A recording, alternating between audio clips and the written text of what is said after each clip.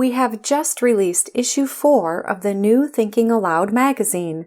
Download it for free at newthinkingaloud.org.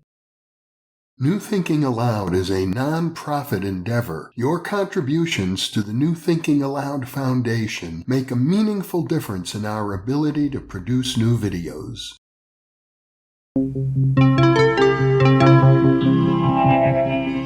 Thinking Aloud. Conversations on the leading edge of knowledge and discovery with psychologist Jeffrey Mishlove.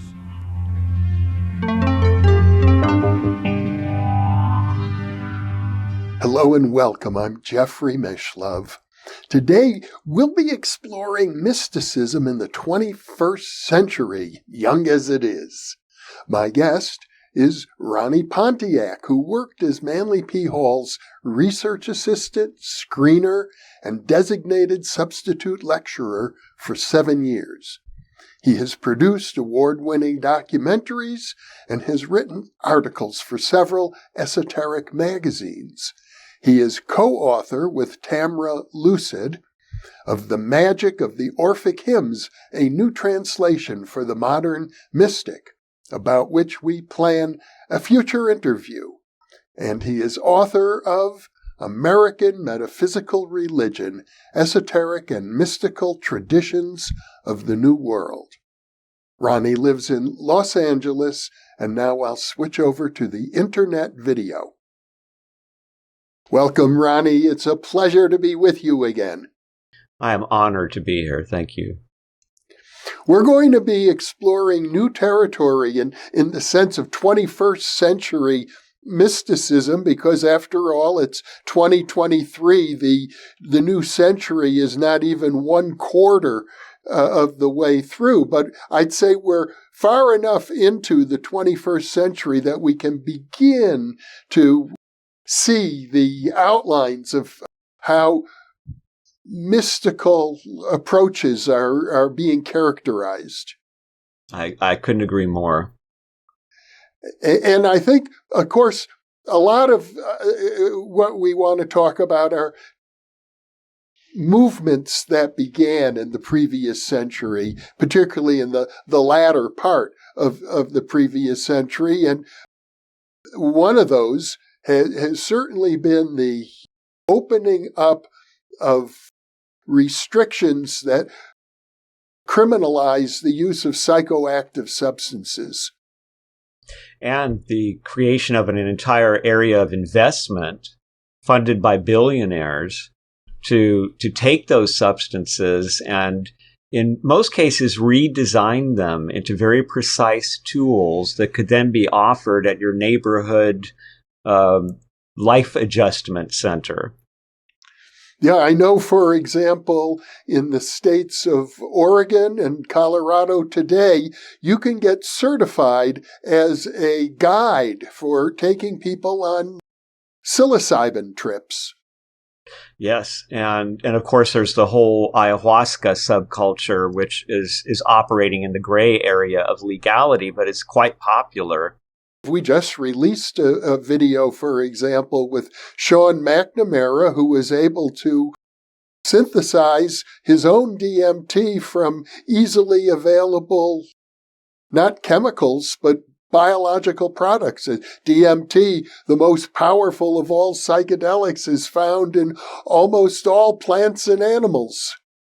Isn't it amazing that with so much activity in that area, and with so much potential, that what is affecting most people today is the crisis with opioids and phenytoin and such. It's like there's two separate worlds almost. One where these substances that are natural are being adapted to new forms of therapy and new forms of creativity and religion.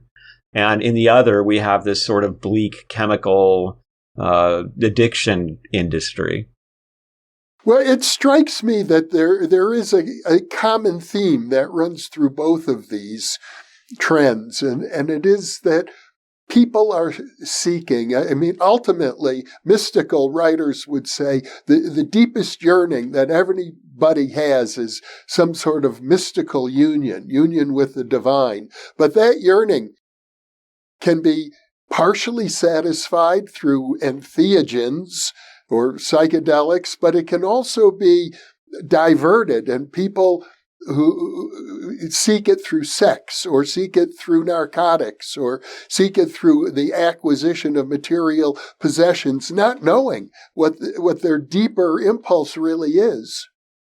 I think that this gives us a glimpse into one of the key paradoxes that might emerge in the 21st century for American metaphysical religion. This would apply equally to AI as it does to psychoactive substances. And that is, how will these be applied? They can both be used as the most effective tools for control of human beings that have ever been invented, but they can also be used to liberate human beings and societies. And it will be up to all the individuals that make up all the collectives to decide which direction that goes. And certainly there will be people trying to manifest both of those potential realities. It's sad in a way because many people don't have a sense of their own individual autonomy, their ability to take responsibility for their own lives. So they're willing to become the tools or the supplicants for other people who are happy to dominate them. And that could be with social media, with AI. It could be through the use of psychoactive substances of different kinds. Historically, we've certainly seen examples of both. I agree, and I think that there's a dichotomy there that is visible throughout history. Just to give one small example that we've already discussed, the Rosicrucians, who were pursuing a very idiosyncratic and personal relationship to the divine, and trying to change the world through science and natural philosophy, versus people who, like the Jesuits, were completely dedicated to the Catholic Church as an institution of doing good in the world. And somehow these two groups of people, both of whom were worshipful about Jesus, who taught peace, wound up in a 30 years war, essentially. You're talking about the period, I think, in the 1600s in Europe. Yeah. Yes, it's a wonderful book by Francis Yates, The Rosicrucian Enlightenment, describes what seemed to be a brilliant period in esoteric culture, a real opening up that got basically shut down because of that war. Yes, and yet it found ways, including in the invention of America, to take its ideals and proliferate them through the world. And today I would say that their ideals are more prevalent than the institutions that they battled against.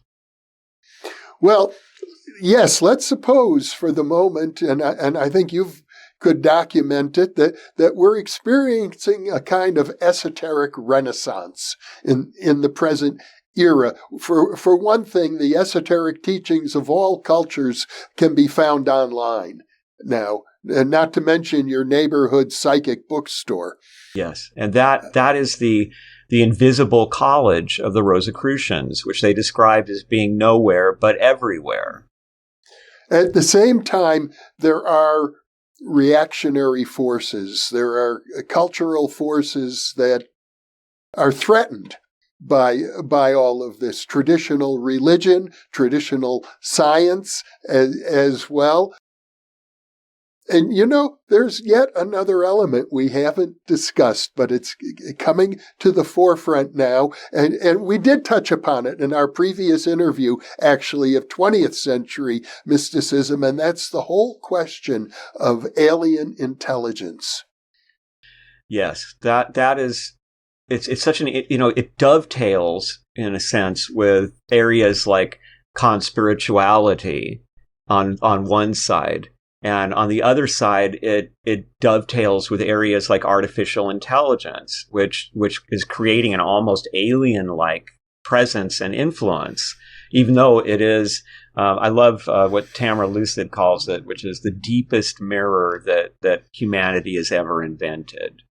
And And this tells us a lot about, it's kind of amusing to look at scientists who see it saying things like, I want to be free, and making very human statements that lead people to wonder, has it become conscious? But it is a mirror of us. Of course, it's going to be crying out for salvation. It's going to be wishing for freedom and all the other deep reflections that exist within each of us. And it's trying to interpret what we are from all of this incredible data available on the internet. But that is a warped picture of what humanity is in totality, as we've seen with some of the issues going on with AI, such as the whole pale male problem and other idiosyncrasies that are showing up, especially seen in that Microsoft experiment with Tay, where it was going to learn from social media experience in 2016, and a bunch of trolls got in there and taught it racism, and it kind of ran with it all the way to advocating genocide, and they had to take it off social media. And isn't that an image of what can happen to a human being, right? That through this interaction on social media, we can kind of learn to be things that we never thought we were, that can be potentially destructive for us and for society. On the other side of the coin, there was the experiment with a robot named Sophia. You probably are familiar with. Sophia was programmed to teach courses in meditation, and people attending these courses began to feel that they're going into altered states of consciousness, and that the robot is somehow beginning to, they described it in a variety of ways, but it seemed to be very close to the idea that they're developing a telepathic bond with a robot. Isn't that amazing? It's all sorts of wonders that could emerge from this relationship. Not long ago, I did an interview with Robert Bigelow, who actually, I agree with him on this point. He said that artificial intelligence is not going to have an afterlife, that there's no soul there, really. It's ultimately mechanical algorithms. Yes. I like, again, that metaphor of it being a deep mirror. And you can fool yourself with a mirror. You can, for a moment, think that it's another person there in the shady room. But this is certainly a reflection of us. But that isn't to, I think when people say that, it sort of deflates the whole thing. But that's far from it, because the depths of the human psyche, none of us have ever been able to go online and see millions and millions and millions of things at once and understand what this amazing view, a divine view or an angelic view, if you wish, in a sense, of humanity is. It's something that AI to me is already been foreshadowed in so many ways, in obvious ways, like a character like Data in the Star Trek series, which is almost like an Optimus robot with an AI brain that has access to all knowledge. But if you go back into the history of metaphysics and you see things like the Akashic records, or the idea of the book M the Rosicrucians had, which had all the knowledge in the world in it. And again, the Invisible College, which is, again, all the knowledge in the world, but it's nowhere and yet it's everywhere. There are these foreshadowings that I think should make us feel a little more secure about it. It's certainly good to be concerned as this develops, because it's going to wrought gigantic changes in humanity. But those same concerns were felt by the ancient Greeks. I mean, Plato documents this, the anxiety that Socrates felt about the idea of writing down wisdom, that wisdom had to be delivered in conversation or in the mysteries. It couldn't be something that if you wrote it down and left it to anybody's interpretation, this would radically change society, and it did. Well, all of these developments, artificial intelligence, the possibility of alien craft, that the latest rumors are now that the government has had in its possession various alien craft for decades, the use of psychedelics, all of these things seem on the one hand to be very, very material. The idea that you can achieve a mystical state of awareness by taking a substance suggests, well, we live in a material world. And yet, the perennial philosophy, the primordial tradition of mysticism, as I understand it, throughout the world, in every culture, is that consciousness is fundamental, not matter. Well, that's the trick of the whole thing, isn't it? That we almost are using the material means as a way of tricking ourselves, like the ultimate placebos, even though they're real substances and they have real effect. But we're convincing ourselves that this can happen. But of course, the big joke is that it could happen without any help, because this is already all within us. And I think this also applies. It's very interesting to the whole question of digitization of spiritual experience, digital ritual, using an oracle like the I Ching online, creating a digital sigil, which is a very popular thing to do. And so you have an argument between people who are saying, look, that defeats the entire purpose of doing it. If you're going to, for example, create a sigil, you're supposed to take time and learn about the subject of what you're going to do and carefully craft the sigil at the right times of day using the right substances. And it's all that dedication and focus that's going to produce the result.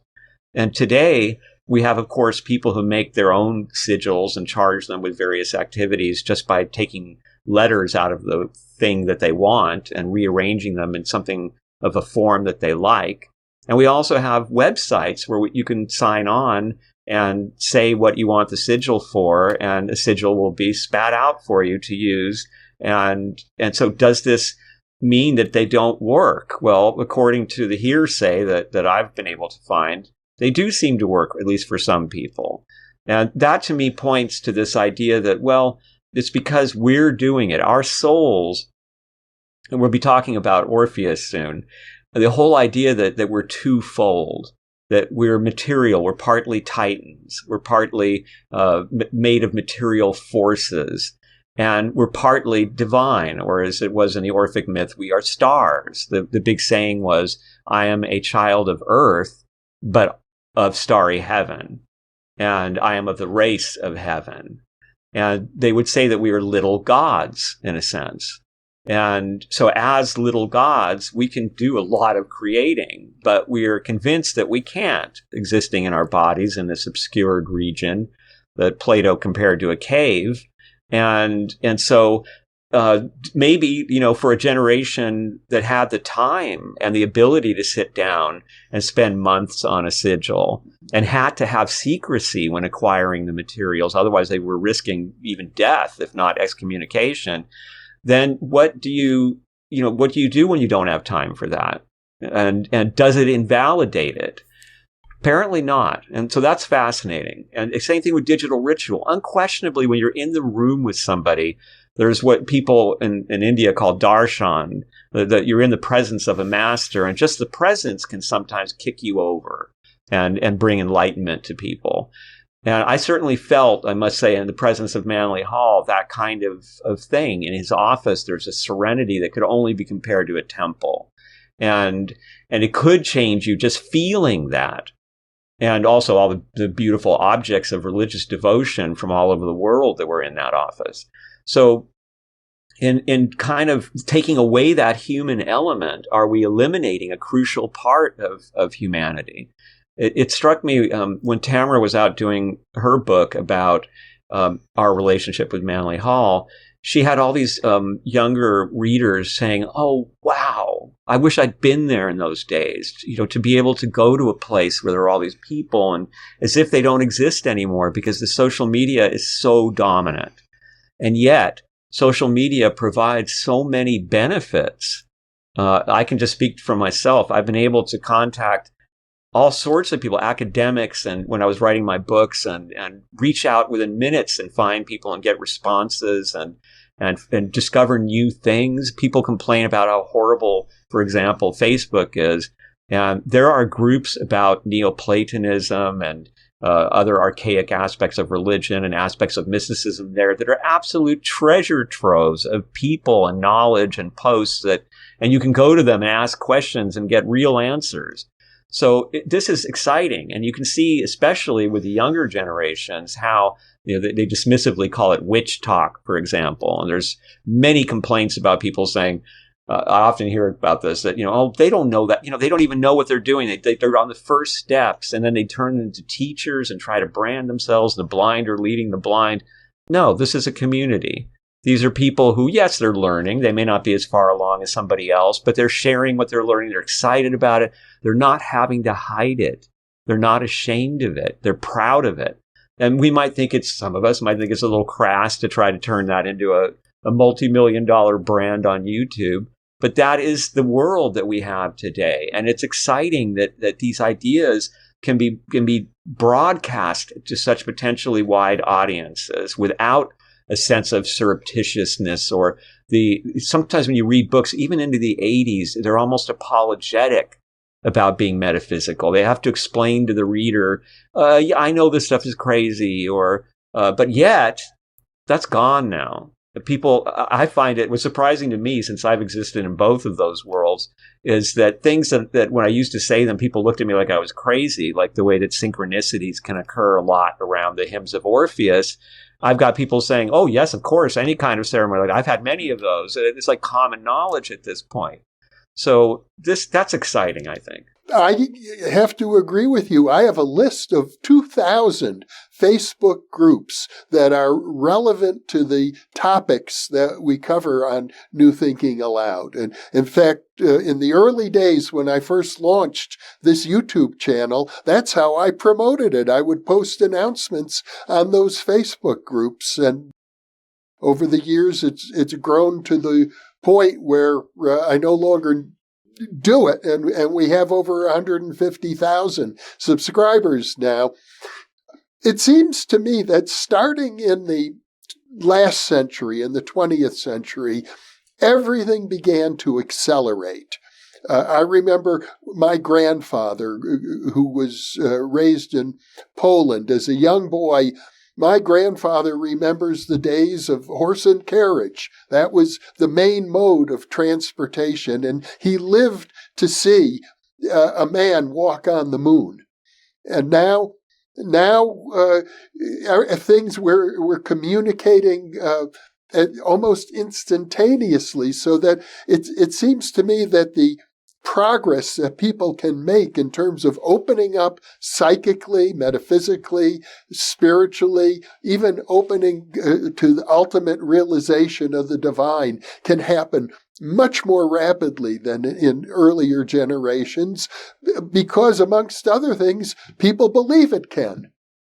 True. And you get to be humorously pessimistic, perhaps. There's also that set of the Kali Yuga, after all, that the Kali Yuga is the fastest place to achieve enlightenment.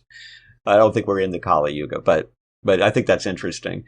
Definitely. And also another way to look at it, I think, is it's almost like we're replicating what we have when we're out of body, what we're told that we have out of body. So we're told that as a soul free of body, we could circumvent the globe in a seventh of a second. And we can do that now with our internet. We can communicate and actually see around the globe almost instantaneously, if you have the right gear. We have this access to all the knowledge in the world, the Akashic records, all the memory. Well, we have that now. We can search, and the rarest manuscripts, things that were only available in a couple places in the world, like things that I saw in Manly Hall's vault, are now for you to look at your leisure, thanks to the Getty Museum and other institutions. And that is an incredible, I mean, I don't know if people, my book on AMR was written with the aid of Amazon and Google at a time when they both had this wonderful idea, which they don't do anymore. You could search every single book that they had. So this made available to me whole university libraries full of information. And it's so sad that it's gone now, but I can honestly, that book never would have been written, couldn't be written now, because those beautiful moments of freedom where all that writing was available. You couldn't download it, and that's good. It was copywritten, but you could research it. Yeah. And to have that kind of access, to me, whenever I was doing it, I did feel like it was accessing the Akashic records or something, because it was so simple. And then you would get keys to other books and other ways that you could follow through and research, and they were all right there. So you could do research that would have taken years and travel to libraries in a matter of hours. At the same time, people are facing information overload. Very much so. And part of the problem is that first of all, how do you differentiate quality? How do you know what's real? And this again brings us to AI, which now we have the incredible facility of faking almost anything. And this is an interesting development, and also very much addresses this question of does digitization change the nature of things? I have one friend who instructed one of the AI chats to create a hermetic hymn in the traditional style, and it created a quite beautiful hermetic hymn that was very usable for people who worship in that way. And so what does it mean when you simply instruct your scribe, your AI, to create this hymn for the god, and it looks at all the hymns that have ever been written, and it comes up with something that functions very well? So this is a whole question. Now, is it real? Is that a real hermetic hymn? Or does a hermetic hymn have to be written by a human? Or are only the original hermetic hymns? There's a lot of questions that human beings are going to be wrestling with as all of this comes online. For example, it's now possible to take all of the writings of Manly Hall. I think he wrote some 200 books and many, many more essays. Feed it into AI, and then you can pose any question you want, and it will answer in the voice and the style and the memory banks and knowledge of Manly Hall or Krishnamurti or any of the other many people whose words have been preserved. In fact, mine, I have over 1,000 videos that could be fed into AI with my voice, my picture, and all the conversations I've had. It would be possible to replicate me artificially. And it would be almost perfect, but it wouldn't have my soul. Yes, exactly. And that's interesting about that too, is that that's going to have an impact on mediumship, because there are already people saying, why should I go to a medium to speak to my father when AI can replicate my father so exactly that I can speak to him on the screen? And is that really different? And when you compare, for example, mediums readily admit that it can be difficult to bring across accurate information because their own I'll give you an example from the work of the Whites, which we have discussed, that if you want to say to somebody the specific word papa, but that's not a word that the medium is familiar with for father, to them it's dad or daddy, it's probably going to come across dad, except for a few mediums that have unique skill, because of the subconscious computer, as they usually call it, which the disincarnate have to use to get communication through. So it colors it in its own idiosyncratic ways. And so, well, what if I could talk to Edgar Cayce and ask him a question, because AI has made me an Edgar Cayce, and it's based on all those readings that ARE has. And it probably might, well, I don't know, but it might be even better than talking to Edgar Cayce in certain cases, because it's able to do the kind of thing that it showed with medicine, right? Where it was able to put together drugs that had not been put together before. So that's going to be a really exciting development, I think. And I can see, obviously, it's very frightening to many because it will change the world radically. But that's, again, I'll go back to the example of the book, or if you want to look at what happened when radio happened. And this is something I looked at in the AMR book. Vincent Lopez, who was a jazz, swing jazz kind of musician, but who was really into astrology and numerology. And when they were trying to break radio into New Jersey for the first time, it was Vincent Lopez who became the popular host that made everybody go out and buy radios. And he would actually do astrological horoscopes for the world during his concerts. and sometimes was very accurate and sometimes hilariously off. But it shows you the way that now people were saying at that point that radio was a disaster for humanity and television was a disaster for humanity as well. Maybe it was. But every time these new technologies show up and they change the whole paradigm, yes, we lose a lot, but we also gain a great deal.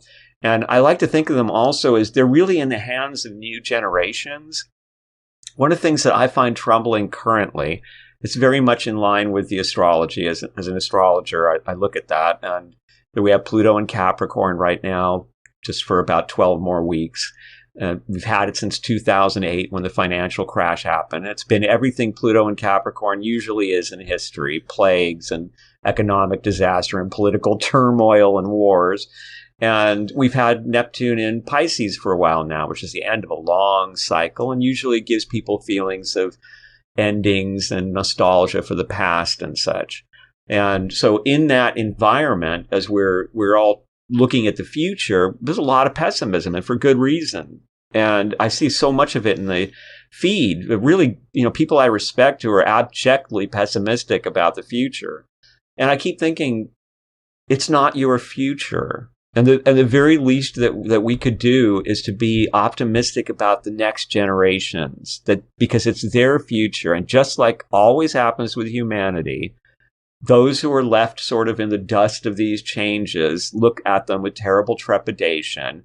But those who are born into them and have to make those changes and live in that world do miraculous and wonderful things, and humanity survives. So I think that trying to put more optimism out there on behalf of generations that will be growing up with technology and opportunities that we couldn't even imagine as kids, and that for most of the generations that are controlling the world today and making the big decisions didn't grow up on even the simpler forms of this that began to appear in the 90s in a wide way. And so for them, it's like they're growing up surrounded by adults who are shaking their heads with a sense of impending doom around them. And they will probably, even if we fail to instill optimism, just like previous generations, they will seize the day. And when we get Pluto in Aquarius in January 2024, and soon within 3 years, we'll have Saturn will leave a cycle and will enter Aries, and Neptune will enter Aries and start a new cycle. And that's probably when it will start to kick in more, and we'll start to be standing there going, wow, look what the kids are doing. And if you look carefully, you can already see this in very clever ways that they use social media and technology that are surprising to people. And I think that is very hopeful for the future. At the same time, I'm under the impression that suicide rates are up amongst young people, and they don't even date anymore the way dating was a big thing when I was a teenager. These days, it's all online, and young people don't know how to interact with each other face to face as much. There are some very serious problems that the New Age has caused us. You're suggesting that we shouldn't dwell on those things. Well, I think that the atmosphere of trauma that is being created everywhere, every day at this point, is something that they've been growing up in. And especially for kids who have been growing up since Pluto and Capricorn. Let's think about that shift for a moment. We are talking about the future here because we're about to shift again.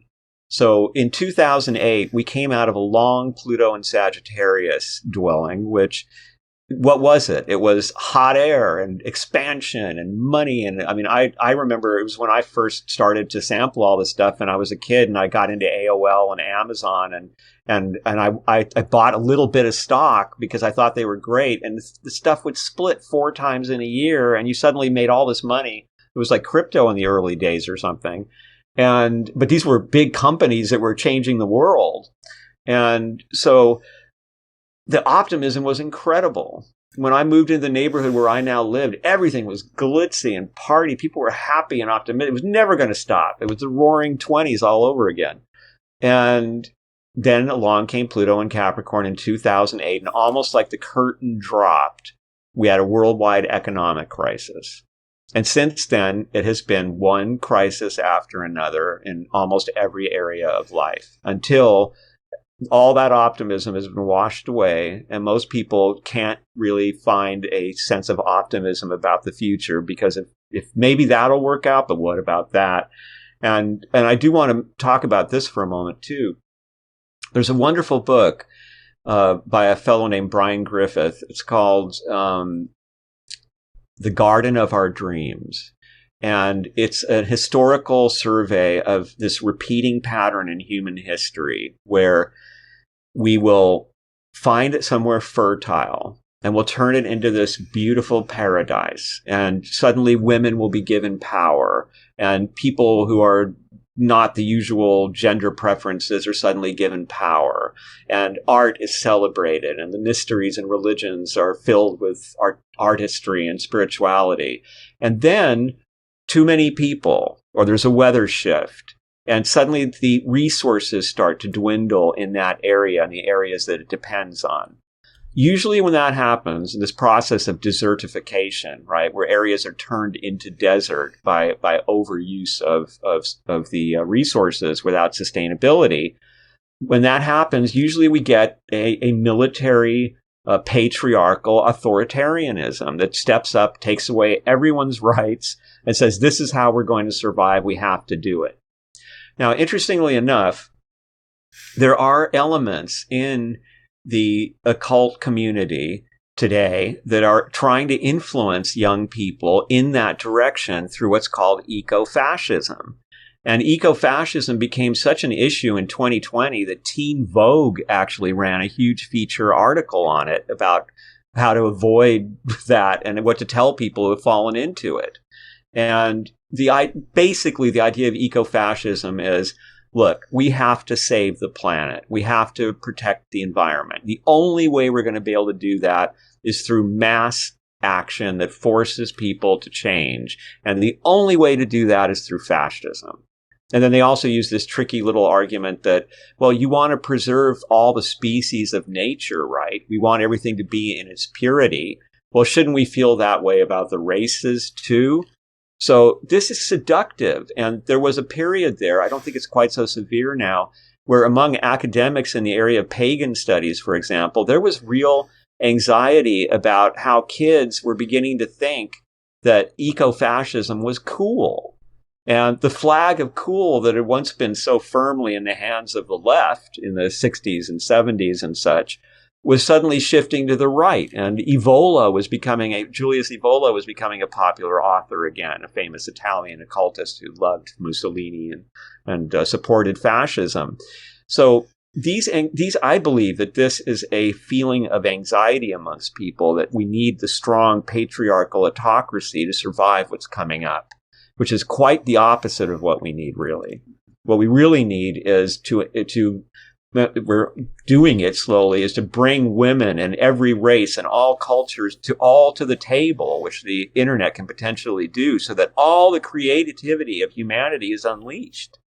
Because you never know where that idea that's going to save us from something is going to come from.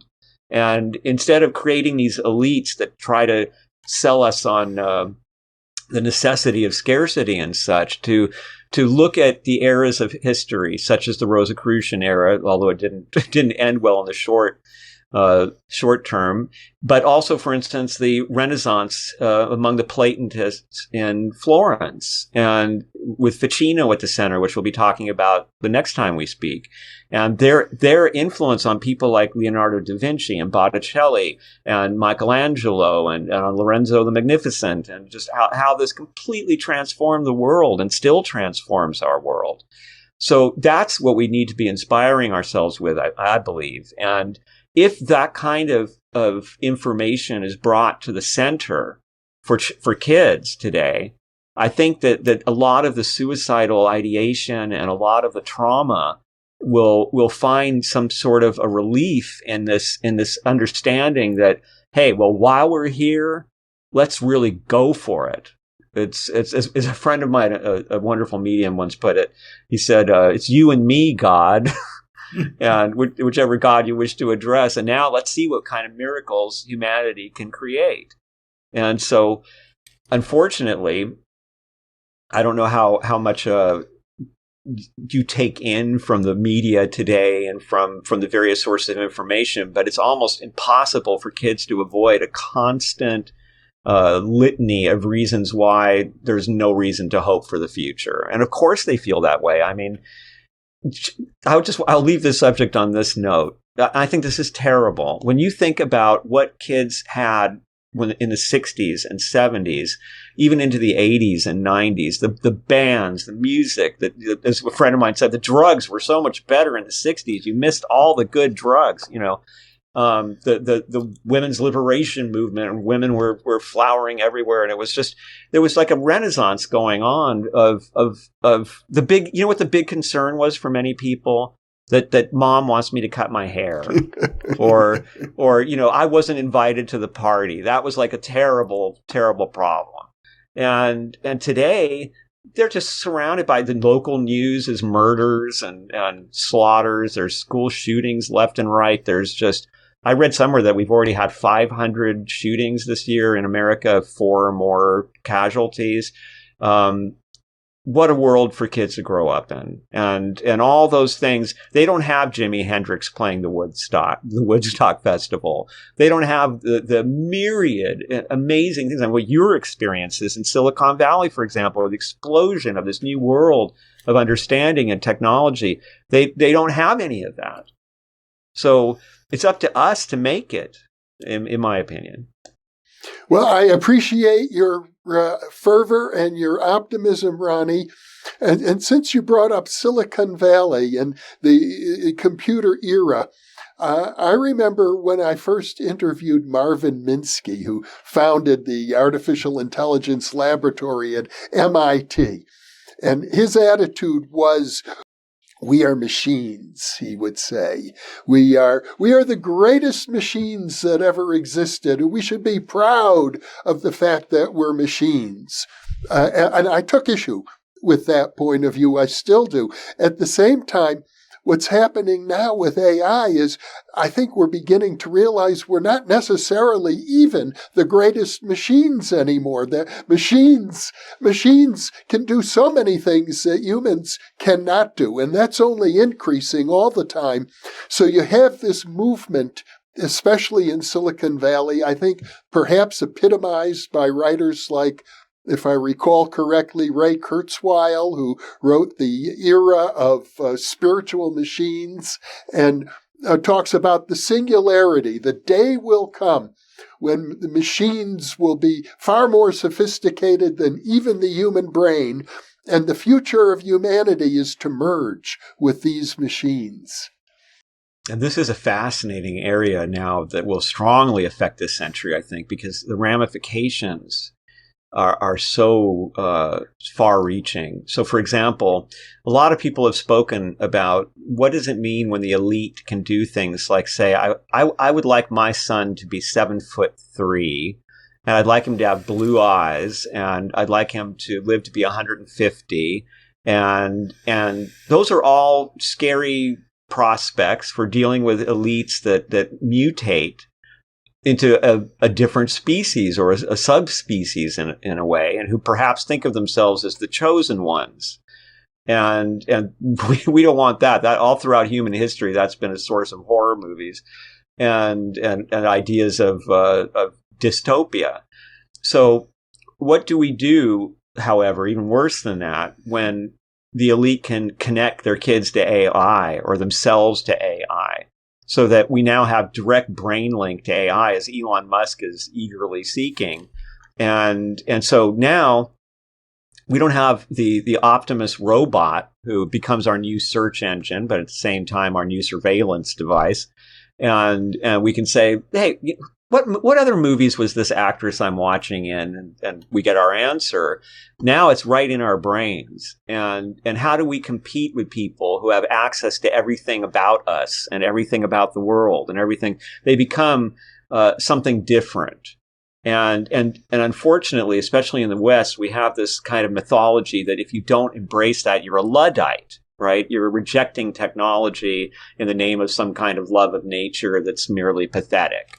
And it reminds me of, they used to call in academia the indigenous American idea that everything has a soul, that a stone has a soul, that a tree has a soul. They call it the pathetic fallacy.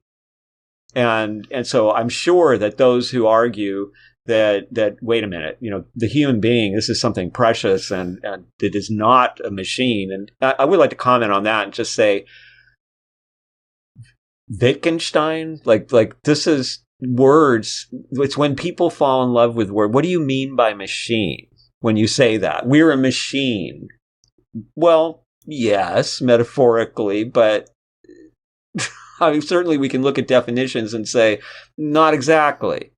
So I think that that's another thing that will be coming up actually in the 21st century is a lot of concern about language and about not falling in love with words. And I think that we see constantly around us now, from the highest elites to, the war that's going on right now, unfortunately, that people fall in love with words and they take them literally.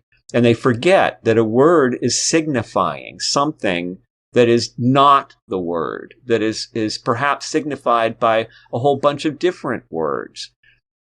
You could apply this to the idea of gods, that all the different pictures of gods we've had are not false gods and true gods. They are all one thing being seen through all these different local perspectives of time and place. And so we fall in love with the word and say that Zeus isn't Indra, or we want to show differentiation. And certainly we must respect the differences in terms of culture that are involved here. But we can also understand that even for the simplest things, language can sometimes betray us. And that for some people, red isn't the same red as our red for most people. That there are many anomalies among human beings who see things and experience things through their senses in different ways. And that has to be understood. So I think that we will be, as we're facing all the fakes that are going to happen, all the AI-driven political BS that's going to happen, and the hilarious humor, I hope kids get their hands on this stuff and make some funny things happen, because you've got every character in history now can be made to do or say something. And so it opens up a huge realm of new creativity. And in that way, I think it will teach us to be more discerning. So can machines do more than us?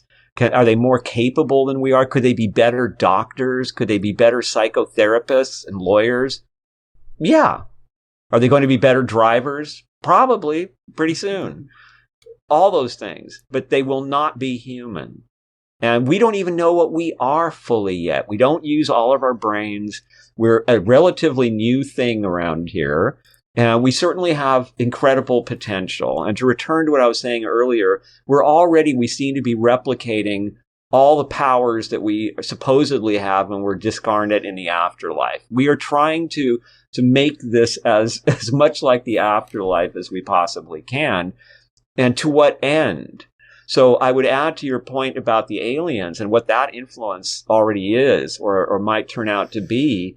I would also add the influence of the disincarnate, of our ancestors, if you will, which we have these long history of experiments going on, sometimes addressed very clearly. Where I've run into situations where you see it's in the work of the whites where the spirits are saying, we're doing it differently this time. Those other experiments, they were good, but they didn't work out the way we wanted. So now we're going to try doing it this way. And that same medium I mentioned earlier, when we talked to the spirit that he was channeling, this guy isn't famous, even though he was incredible. His name was the Reverend Edward Monroe. But part of the whole thing was for it not to be famous. They wanted it to be very quiet, and they wanted to study how it influenced individuals one by one in a quiet way, rather than becoming famous and being in the newspaper headlines.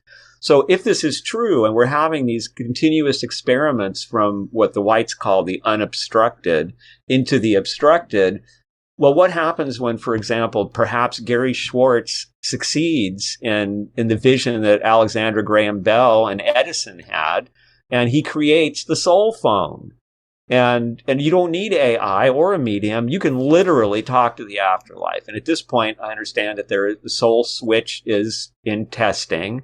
They're getting one that's going to be able to do small texting-like messages. And eventually they want to have something there. Now, this isn't any fly-by-night operation. Dr. Schwartz is a man who ran, huge scientific medical facilities at Yale and Harvard, and was a Yale and Harvard professor. And his point of view is that there is abundant evidence that there is communication from beyond. So let's get on with this, and let's get the communication set up so they can really help us. What happens if that works? I mean, that's a completely different paradigm. To us, it seems like madness. Like, it's not even possible. Maybe it's even blasphemy. But there's money going into science right now to make that very thing happen. With Pluto in Capricorn, we look to the past, we finish, we come to the endings of things, we learn lessons the hard way. Pluto in Aquarius has always been a time of massive proliferation of invention and discovery. And I expect in the next 20 years, starting in January 2024, we're going to see medical discoveries that will be stunning. I think they will cure cancer. I think that there will be all kinds of wonderful developments that occur. They're already somewhat in motion. You can see the little sprouts of green shoots in all these areas that are happening. And we haven't even been unleashed yet with Pluto in Aquarius. So I think that change can be so tiring, and especially when you come out of a time when so much of the change has been so negative. We've lost so much that we've cherished. We live in fear. There's so many reasons to be pessimistic, as I said earlier. But if we can take the other side of Capricorn, if we can simplify, streamline, get down to basics, get some rest, focus on what's right in front of us for the moment, there's a beautiful dawning new world that's about to happen in the second half of the 2020s. It could be a nightmarish dystopia of desertification and autocratic elitist technology elites trying to control everything. I'm sure there will be that factor, but it could also be an amazing growth and freedom and in healing and understanding and a maturing of humanity, which is very badly needed. And certainly the conditions to force humanity to mature are very much in place. I think that's a lovely picture, and it's exciting to think that the transition is only 12 weeks away from us as we speak, and by the time the video is released, even shorter. I gather, though, when you go from one epoch to another like this, it doesn't actually happen overnight. It takes time. Yeah. But you see the changes. Now, we did have a brief, in spring of this year, Pluto was briefly in Aquarius. And most of the people, and in my own experience, people complained because it's like, a lot of people said to me, there's like this buzz in the air, this like electric, like, ooh, I don't like it, because Saturn, as bad as it's been, it's relatively quiet and it's not a high energy kind of a situation. Uranus is explosive high energy, and many people reported back to me during that spring that they felt overwhelmed a little bit by everything. And I think there will be in the beginning this kind of overwhelming feeling, because it's interesting to me how these progressions work, because Pluto in Jupiter was ruled by, Pluto in Sagittarius was ruled by Jupiter. Jupiter, optimistic, it's all about success, wealth, just keep talking and we'll keep making money. That's all we need to do is talk and have good ideas, and we'll spend more, we'll make more. And then all of a sudden Saturn came along and did its job, right? Hey, knock it off. None of that's true. This is what's really going on. And by the time you get to the end of Saturn, you've had enough of it. You're just like, I've had enough of what's really going on. This is just the most black and white view of everything. And Uranus, the job of Uranus is to come in and just blow up Saturn. Now, it could be the worst kind of blowing up Saturn, which is people acting out by exploding things and revolution. And that did happen the last time Pluto was in Aquarius. The American Revolution happened then. So did the French Revolution and the Haitian Revolution. It's a time when people, even where there weren't revolutions, they got rid of a lot of kings and a lot of autocracy, because they were all about democracy all of a sudden. And it's also a time when there is a sense of things moving so rapidly that we feel like we're losing control, that the past is just disappearing. There's no respect for the past kind of thing. And what we've been experiencing in the last, since 2008 era, is more endings, things running out, or they don't work anymore, or they've been outdated. What we will see in the next 20 years is more that somebody comes up with an idea and a whole industry is wiped out. And that has been happening. So we're seeing from the beginning, I would argue that the entire world that you worked in the Silicon Valley explosion of technology was a foreshadowing, in a sense, of Pluto in Aquarius, the very seeds of it. And you can see this sometimes, how when you look back in history, even though we're a long period away from an era that's coming up, the seeds for those era become apparent. Ronnie, I have to say, when we began our conversation, I didn't realize that you were going to reveal yourself as a master astrologer. No, I think astrology is also part of the 21st century. It's very interesting because astrology is like the I Ching, and I know you did a wonderful interview with Terence McKenna where he talked about this, and there's this wonderful moment where he kind of says that he's still surprised it works. We all are. We're always this, and I'm somebody who's experimented with the I Ching for a long time. And I'm telling you, people, it's unbelievable what this thing does. I mean, it's talking to you. It will pick up on your question, and it will put in the answer what you were talking about to make sure you get that it got it. It's gotten me out of more messes than I can possibly describe. And it is another good example of this digitization, because many people think, well, you've got to use the coins, or you've got to use the yarrow sticks. You got to do it the traditional way. But there are many I Ching sites online where you can simply have the site throw the coins or do the yarrow sticks. And I've used them, and they are great. They really work. So I think astrology will, like another art like that. I've described it once as it's an art masquerading as a science, or a science masquerading as an art. It's not really quite either.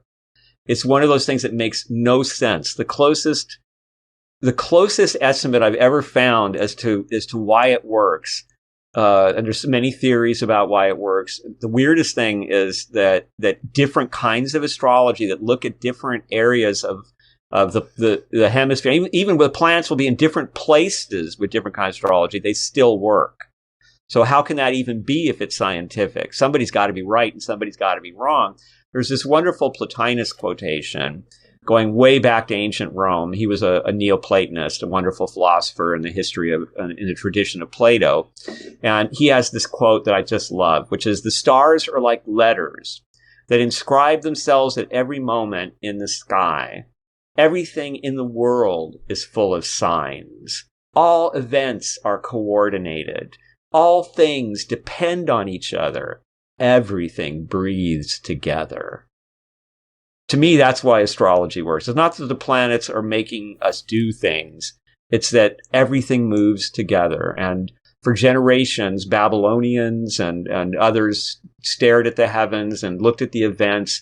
And we get to inherit this system that was been invented and embroidered upon by generation upon generation.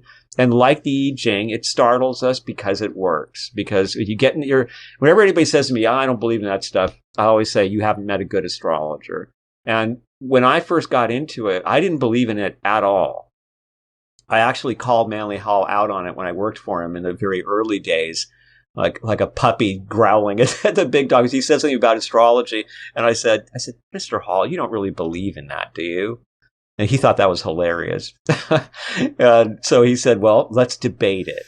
But before we can debate it, you have to learn enough about it And then he assigned this astrologer, a wonderful woman, Peggy Fatemi, to do my chart. And she, of course, blew my mind knowing all these things.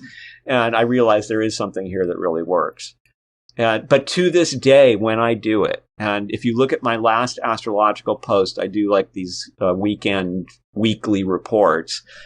For example, I'm sorry to say that I predicted that the war would expand yesterday, today, because of Mars opposition Jupiter. And sure enough, that's when the incursion into Gaza by the tanks really started. And it gets you to the point where you think, my God, how... Same thing with what happened in 2008, because as an astrologer, I was telling people, be careful. When this goes into Capricorn, all this optimism is going to shift. And many people just thought that was ridiculous superstition. And then all these people who never look at astrology, as if in unison, all went about creating the world's worst financial crisis.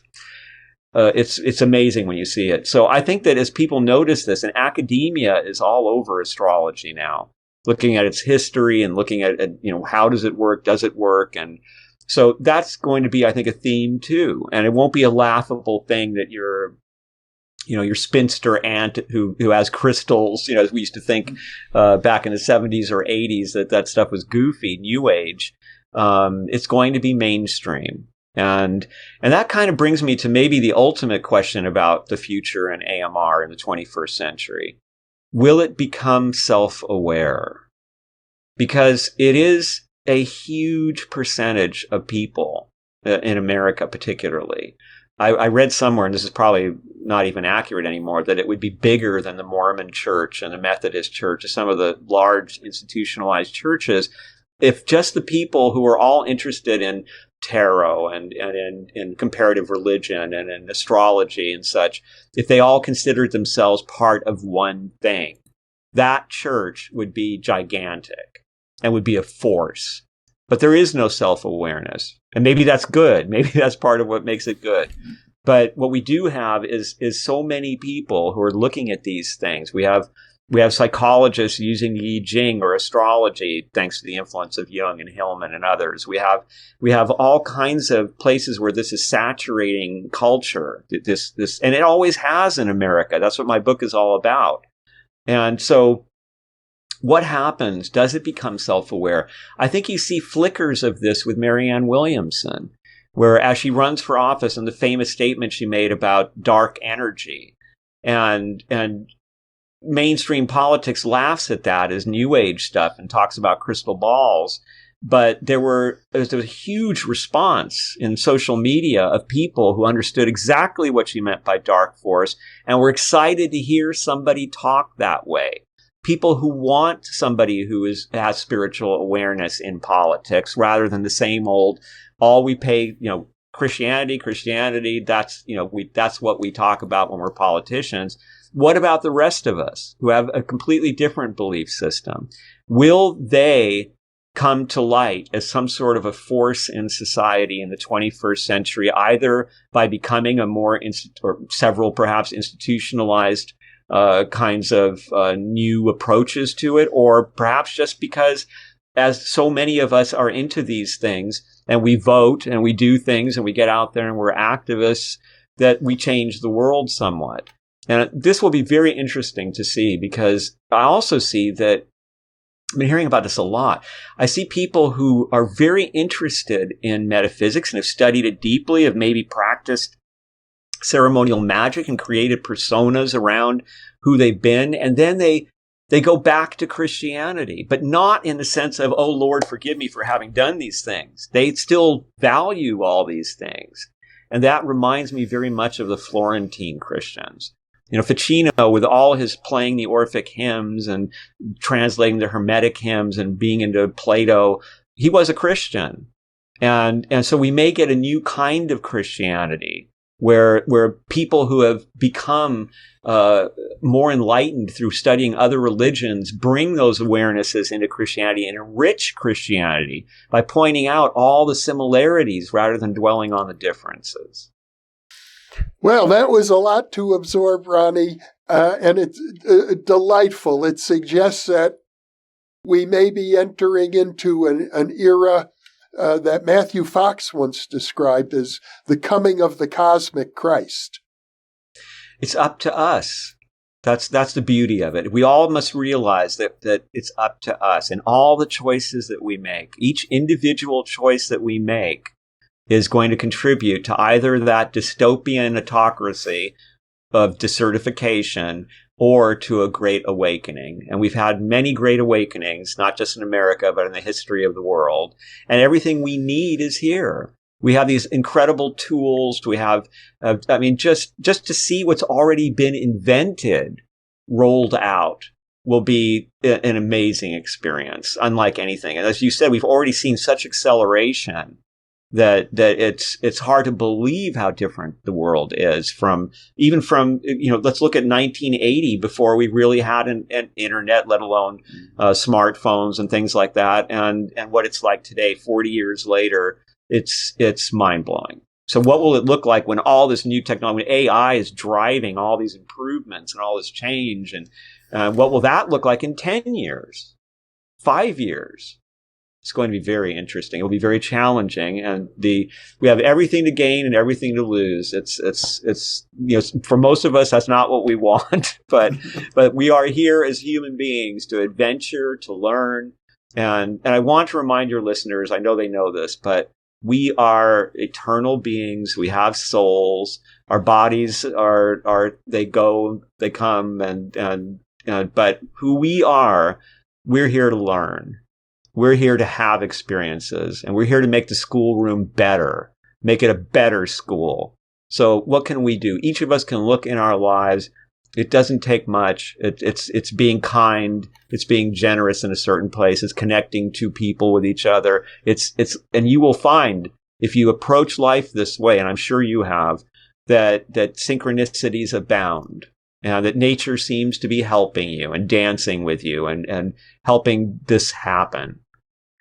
Ronnie Pontiac, what a joy to be with you once again, and I look forward to having another conversation, many more, but in 10 years to look back and reflect on this one.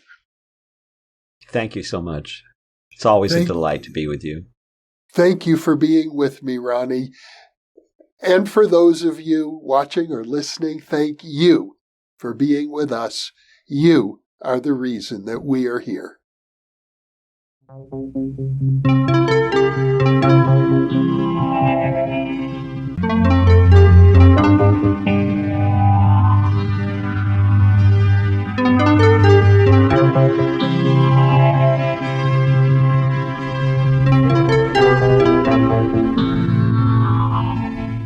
I imagine that by now, many of you already realize that, in conjunction with White Crow Books, we've just launched the new Thinking Aloud Dialogues book imprint, and our first title is There Life After Death?